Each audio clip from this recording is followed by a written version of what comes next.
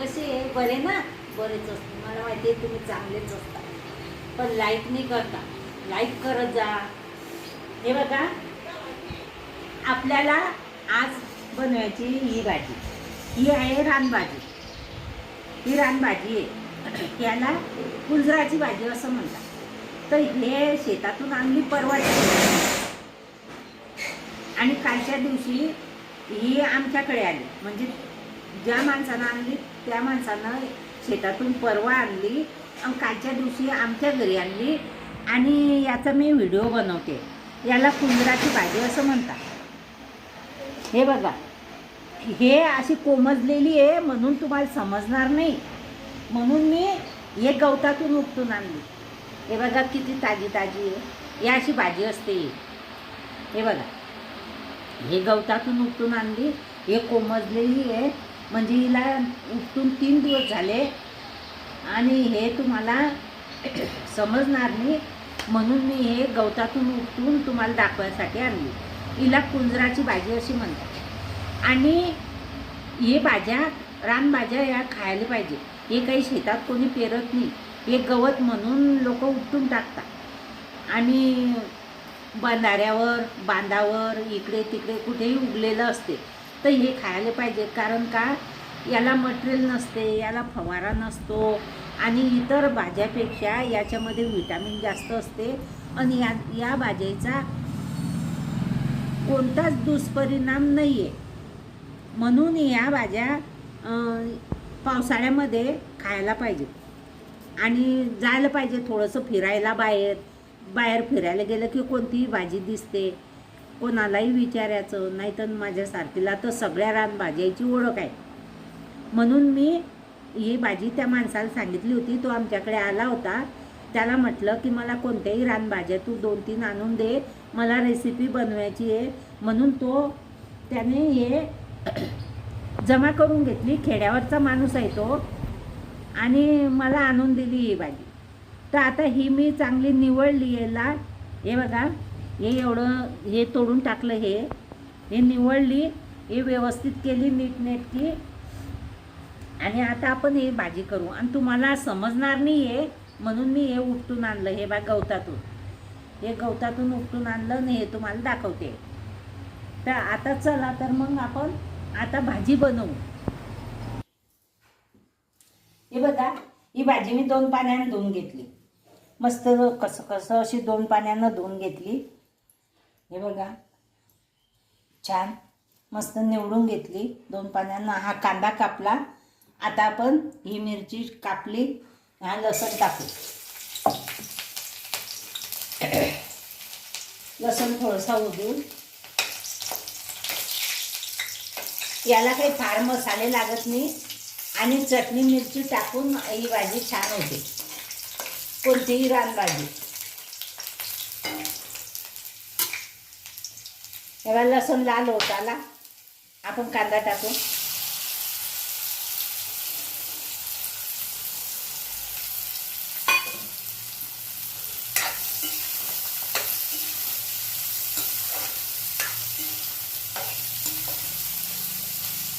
हा कांदा छान होऊ देऊ थोडासा.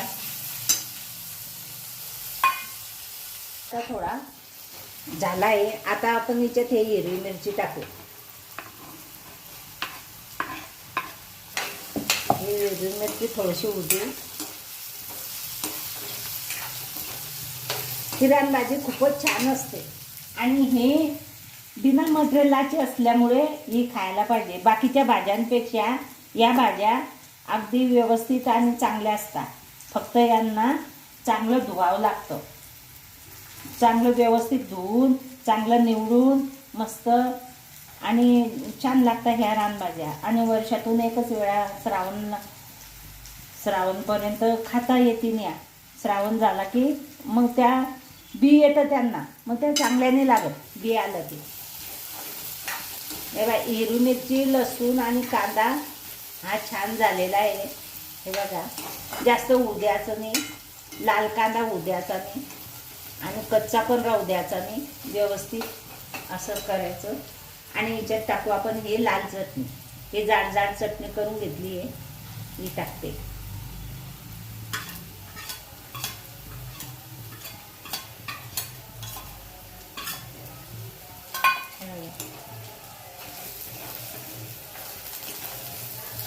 थोडीशी लाल चटणी आणि अशी मस्त हिरवीगार भाजी. आणि हे भाजी ओळख्याची पद्धत शिकून घ्यायची प्रत्येकाने, की काही काही बायांना हे भाजी कशाची आहे हे पण समजत नाही. हे बघा असं टाकायचं, कशाची भाजी आहे हे सुद्धा समजत नाही. तर हे समजायला पाहिजे आणि हे ओळखता यायला पाहिजे.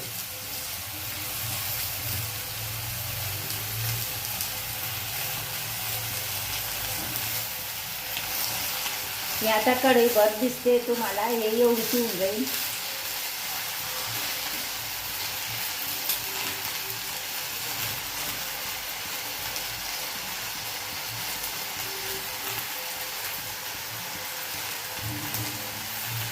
अगदीच्या माणसानं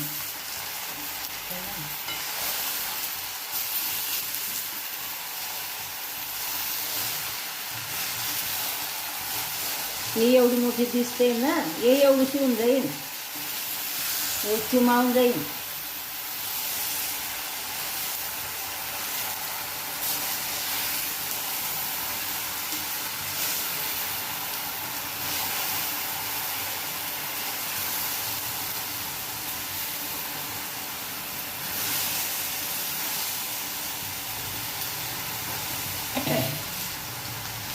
पौष्टिक पण असतात इतर भाज्यापेक्षा.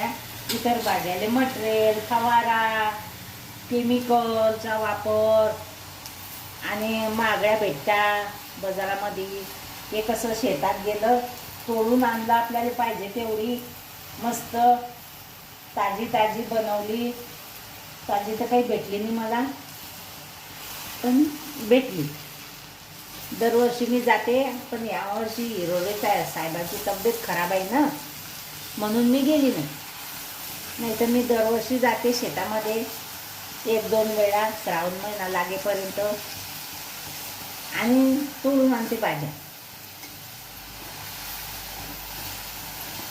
याच्यात मीठ नंतर टाकू आपण, भाजी होत आली की मग मीठ टाकू.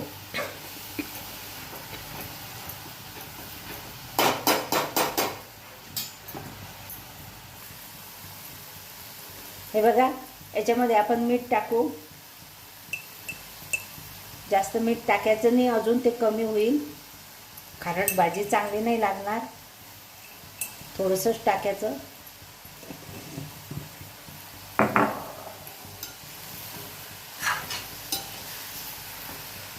आणि ती मीठ सगळीकडे लागायला पाहिजे, म्हणून तिला चांगले हलवून घ्यायची.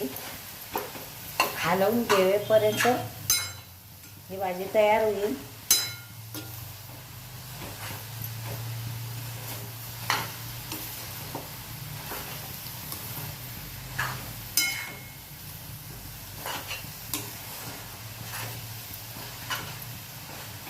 मस्त ते एका माणसानं आणून दिली बिचारानं, यांचा मित्रच आहे तो.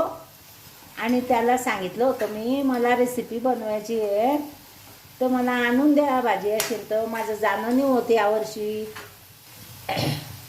तर त्याने बिचाऱ्याने आणून दिली आणि ती भाजी मी तुम्हाला करून दाखवली रेसिपी.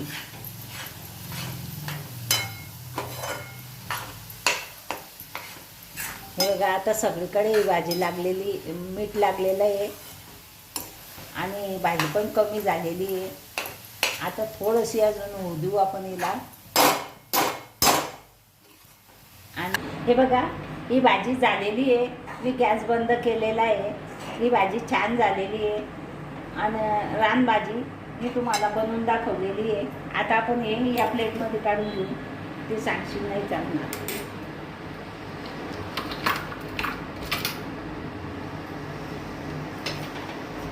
हे बघा,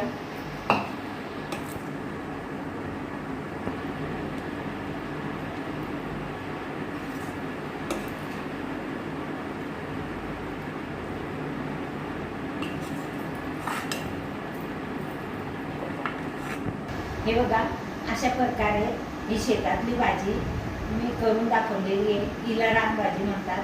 ही भाजी खूप पौष्टिक असते आणि बिना मटेरियल, बिना फवाऱ्याची भाजी असते. ही तुम्ही जर शेतात जात असतील, कुठे जात असतील किंवा तुमचे कोणी नातेवाईक असतील त्यांच्याकडनं मागवून नक्की करा आणि नक्की खा. ही भाजी आवडली, लाईक करा, शेअर करा, सबस्क्राईब करा, घंटीचं बटन दाबायला विसरू